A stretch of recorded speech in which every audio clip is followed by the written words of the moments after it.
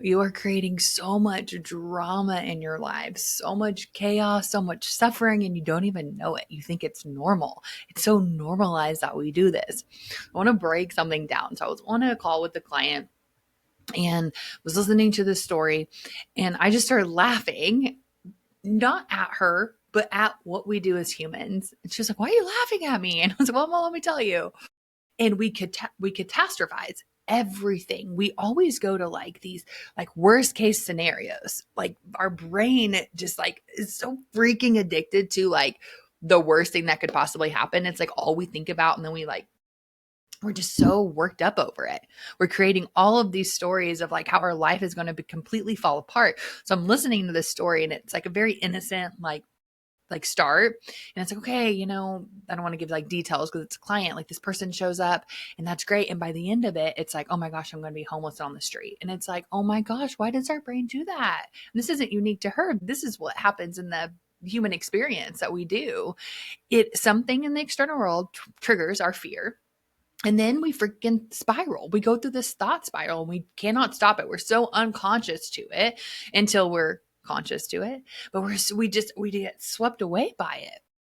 And then all of a sudden we're at this worst case scenario, and all of our fears feel like they're happening right now, and they're not. And it's hilarious because we do it over and over and over. You might not think it's funny because you're probably in the middle of it. I think it's funny, and you're going to think it's funny because you're doing the work. You're here right now. You're listening. So you're going to find it humorous when you catch yourself in it, because it's also not that serious. It's not that serious. It's like we don't have to just sit there in these like rigid structures all the time and like think about our life in a way and like our thought patterns and like in this like really deep meditative state all the time. Like we're just like these serious beings. It's like it's not that serious, guys. Your trauma, your triggers, all of these things, all of your conditioning, we take it so seriously because it feels so real. But we can release that grip. We don't have to take it that seriously. We can say, oh my gosh, look what I'm doing. Oh my gosh, I'm in a spiral. Oh my gosh, not everything is the end of the world. I don't have to make it that way, and I don't have to live my life like it is. You can be so much more free than that. So much more free. So, one, don't take all of this so seriously. That actually dissolves the resistance. That dissolves your like pushback on like this feeling of like, oh my gosh, things have to be so perfect. I shouldn't be reactive, or I shouldn't be this, or I shouldn't be doing this anymore. All those shouldn't. And then we're all like super stoic and like, this is how I have to be all the time. It's like, no, it's not that serious, guys. It's fine. Relax a little bit about it. Okay.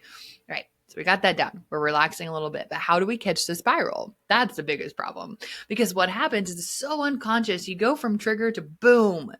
Now, the absolute worst fear that you ever had is happening in your brain, which is then happening in your body. And then that's reaffirming over and over and over and over again that this thing is going to happen, even though it hasn't. Or maybe it's something that happened in the past and then you're reliving that feeling over and over. So now what you're doing is you're bringing the past into the present, or you're bringing the future into the present.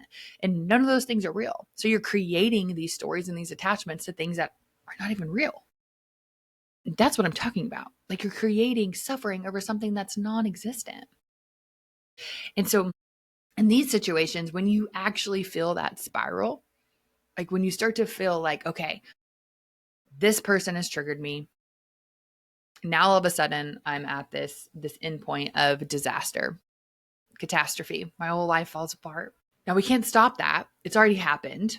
We can just use our awareness, go back and look at it. Over time, like we talk about all the time, over time with reflection, we start to, that choice points get closer and closer and closer. So we can stop that spiral right at the beginning. So when when you feel activated in those moments, when you start to feel like, oh my gosh, like, and you could feel the thought storm coming and coming and coming and coming. And this comes with more work, right? It's not perfect at the beginning. You're probably going to get to the end of the spiral before you notice at the very beginning. But eventually, when you start to notice, it shrinks, right? Like we talk about a lot, it shrinks back. So now thought patterns start, emotions start to get attached to the thoughts. And instead of being like, yes, yes, yes, yes, yes, and then moving on and like allowing that spiral to happen, it's, I'm aware of this. What am I actually afraid of? What is it that I'm scared of? Well, I'm scared of XYZ happening. I'm scared of that my whole life's going to fall apart if this happens. Okay. Is that really true? Is that really going to happen? Or is it even happening to me now? Because the other thing is you can't sugarcoat this. Like you can't tell your brain to think something that it really doesn't. Your subconscious mind is always going to come up. So if you think, oh, I'm going to be okay, like, okay, I'm looking for the best job. I'm going to find the perfect job. Your brain's like, bullshit, you might not. And then you're spiraling versus something like, I'm going to figure this out. Your brain can adapt to that. It can say, yeah, we'll figure this out. We figured so many things out that didn't go our way. Yes, we can do this. And it's a completely different texture and energy behind it. And so that helps with the spiral. So at the beginning, when you actually feel it, whenever that is, could be beginning, middle, and wherever, when you realize, what is this really about? And when you're being radically honest with yourself, what is this really about for me? What is the fear that's arising to the surface right now? And what's true about it? Do I need to have that fear? Is it something that I actually need? Because fear oftentimes does help us. It puts us in a direction. Again, I say it all the time. It's great. Like if you want to jump out of a plane and there's a fear of death, you put a parachute on. You take precautions. You know, if you jump out of that plane without a parachute, you're going to die. Like, so you take the precaution. That's exactly what fear allows you to do. It allows you to take risks at the highest level of safety. So use your fear as a way to navigate that and say, okay, but is this true? Is it true? Well, it could be true. It could be true if I keep going in this path. So actually, I do need to pull back. I do need to be a little more aware. I do need to be cautious. This person is maybe not out. It doesn't have my best interest in mind. All of those things can be true. Doesn't mean you just have this blind faith and belief that you're just jumping into every single thing all the time. And you're finding yourself in like really, really difficult situations. That's not awareness. That's not you actually listening to your intuition or yourself or those fears. But the real power to this is the spiral, right? And recognizing and truly acknowledging the fact that you're creating the suffering, that you are creating the spiral and you're feeding it and you're giving it so much momentum. And then all of a sudden you're homeless or, your entire life is imploded or whatever it is. And you're always going to end up there until you ask the question of, is this true? Is this really happening to me right now? Is this really something that I need to be worried about? Or am I bringing something that happened in my past, a relationship that happened in my past, am I bringing it into right now? And now I've created this entire story about what's happening and it's really not happening.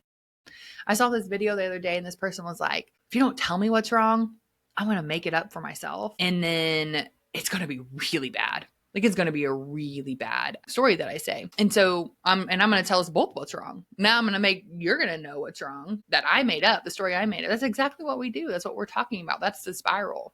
That's when we let our thoughts and our patterns get out of control and we get to this place we don't want to get to. You don't have to do that.